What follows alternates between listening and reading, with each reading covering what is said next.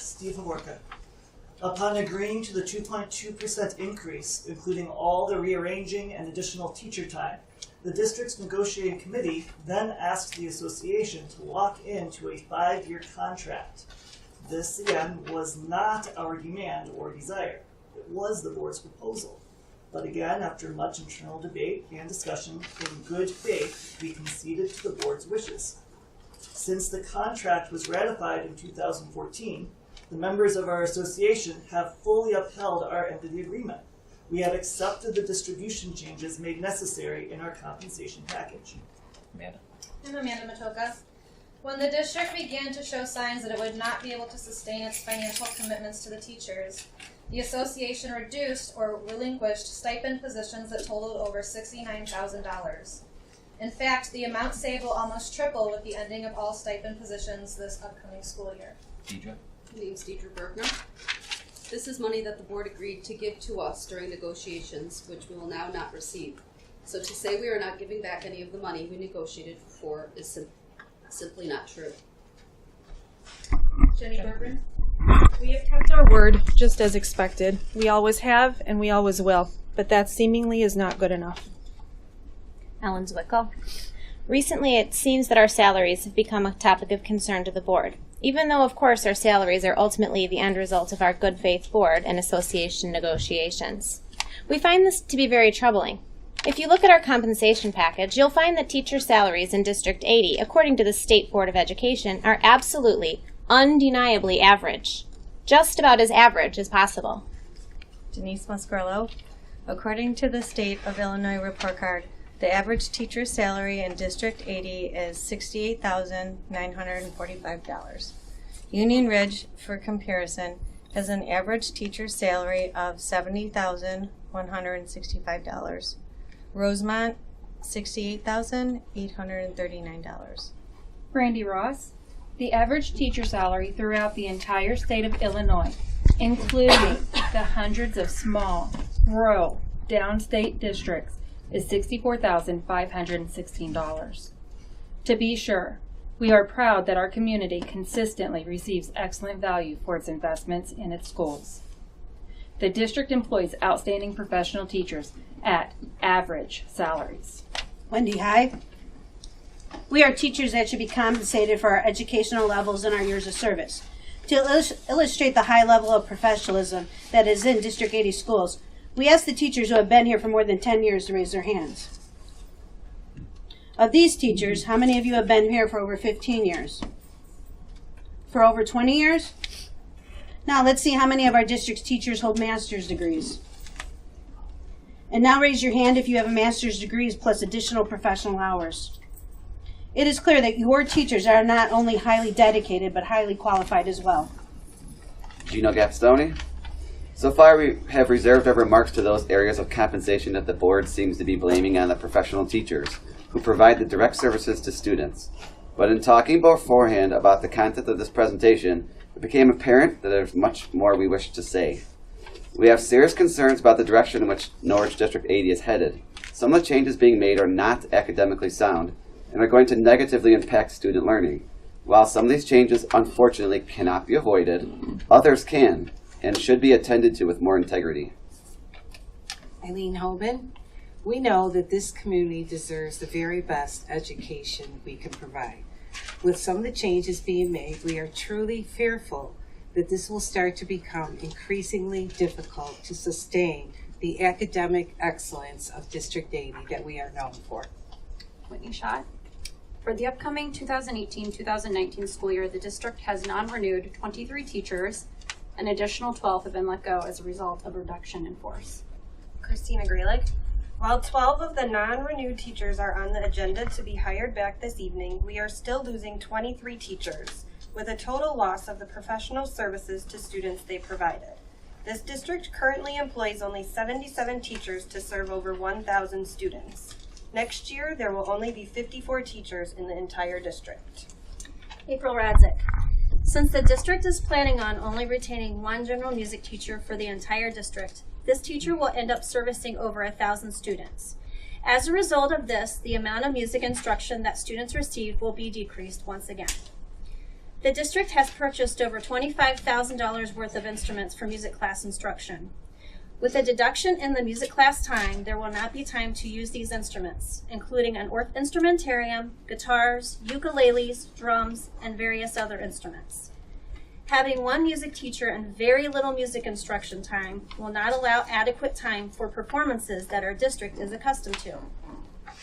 Sue Stergaleski, the social studies program is being cut to 78 minutes a week in the middle school. Currently, students receive 78 minutes every other day.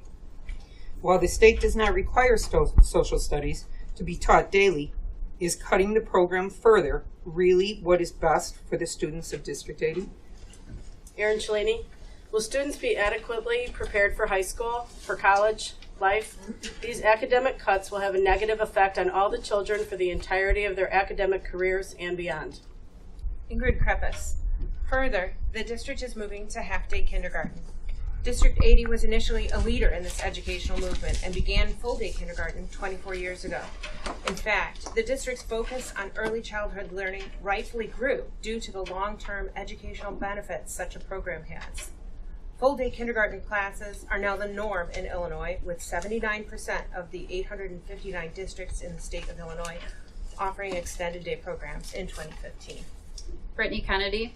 The district is also looking to hire only one person to fill the role of district psychologist and social worker, but that too is short-sighted. Valerie McCauley. School psychologists are trained differently than school social workers. They are trained to administer academic testing and have little to no training in counseling, crisis intervention, or community outreach. There is no way that one person can perform both jobs in an academically sound manner. There are almost 50 students at Lee with social work on their IEPs. This does not include the number of evaluations, paperwork, and preschool screenings they are asked to complete. Our students who need this special support will suffer. Kristen Quitno. We now know that the community and its children will be losing an elite band program. Students in music programs are currently given the chance to develop their abilities for creative expression with a committed and talented band director. The loss of this signature program will be a travesty for our students now and as these budding musicians enter high school. Again, the district is also reducing the instructional minutes our students will receive in general music and art as a result of the diminishing employed staff certified to teach these important areas. Additionally, class sizes are increasing to unacceptable levels. Cynthia Pizak. The association is also aware of instances in which teachers have not been treated with the dignity they have earned and deserve. Liz Jablonski. Some teachers who have been non-renewed have been called into the hallway from their class in the middle of the day to sign their non-renewal papers, and then were sent back to teach the children. Others were asked to sign these papers in front of the children. Judy Filiolo. Teachers who are casualties of the reduction in force were required to sign paperwork in the middle of our recent parent-teacher conferences. Many of these teachers have been teaching in the district for 12 or more years. Let it be known that the RIF process requires all those affected to receive 3 notices of termination of their employment. They only need to sign and return one of these papers. Hence, by confronting said employees when they are engaged in their professional responsibilities is not only unnecessary, unfair, and heartbreaking, but also in poor taste. Justine Nikovich. Teachers who have mastered their craft and have been teaching in certain subjects or grade levels for many years are now being moved to positions without regard to what is best for students. Colleen Finlatter.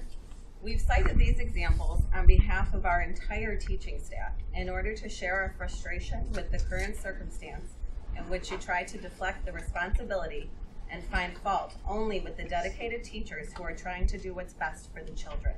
We have done our part to help. Molly Marichaux. The mismanagement of funds is not the fault of the teachers.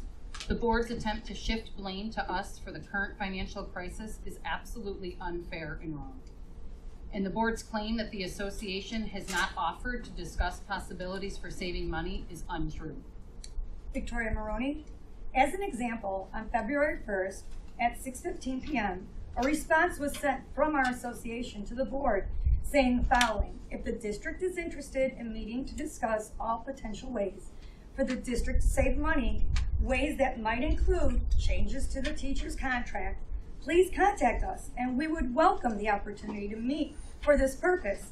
The association is not interested in meeting for the sole purpose of discussing concessions that can be made out of the teacher's contract.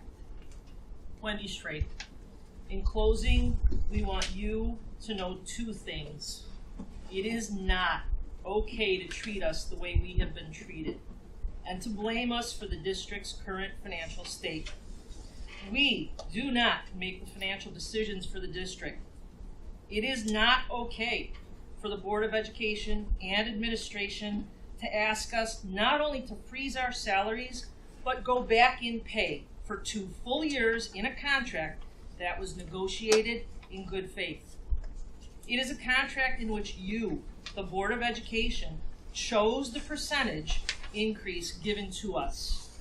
The Board of Education often talks about its vision for cultivating an atmosphere where employees are supported and valued. Investing in employees, you say, will promote the loyal and dedicated Norwich School District 80 family.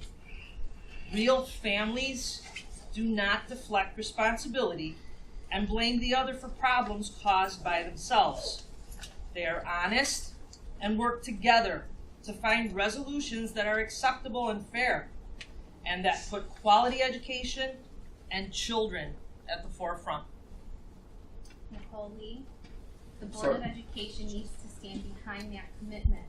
The Norwich Education Association for Teachers and its members remain steadfast in our commitment to our profession and the students of District 80. It is our sincere hope that our District 80 family can come together in the name of the children of Norwich, our children. Thank you. Vincent Scaletta? No, that was us. Oh, you're right there.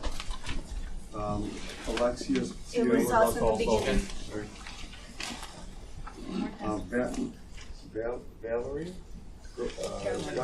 I was just not needed as an attending. Okay. Okay. Athena? Yes. My name is Athena Claris. I just have a couple of points. I'm going to start with the positives. Since grade level centers and with our new administration, besides saving money, we've had a lot of positives here in District 80, and a lot of times we don't spend the time recognizing the positives. For example, with our new administration and grade level centers, we've now adapted the STEM scope science curriculum. We've gone through a new reading curriculum. We have a foreign language class. We have a higher math in Giles. We have ability grouping at Lee. The teachers at the junior high level are utilizing their Chromebooks. There's huge collaboration with teachers at the grade levels to meet and look over scores, plan curriculum, and discuss what's best for kids. We have wonderful teachers who, just like the parents and the students, had to go through grade level center change. I applaud them for their professionalism. Many of these teachers went into new buildings and taught new curriculum. My boys are having a great year, and I thank them for that. I'm hoping with teacher placements for the 2018-2019 school year, our administration is thinking about what's best for kids when placing these teachers.